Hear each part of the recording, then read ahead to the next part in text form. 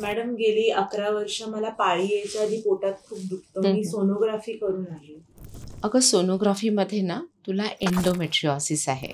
म्हणजे तुझ्या ओव्हरीमध्ये एक रक्त साकळलेली गाठ आहे. त्याला आम्ही एंडोमेट्रिओटिक सिस्ट किंवा चॉकलेट सिस्ट म्हणतो.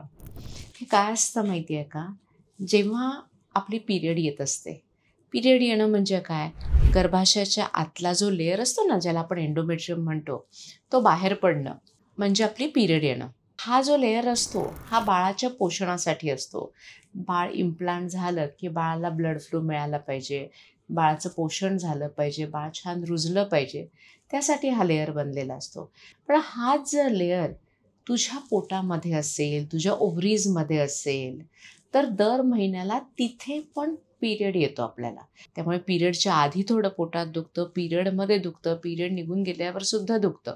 कारण ते जे आतमध्ये ब्लिडिंग होतं आहे त्याला आउटलेट नसतं आणि ते तिथेच साचत जातं.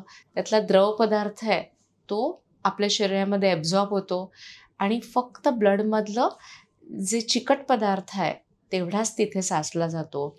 मग आपली आतडी एकमेकांना चिकटू शकतात किंवा आपल्या ओव्हरी आपल्या युटरसला चिकटू शकतात आणि पेनचं प्रमाण वाढतं.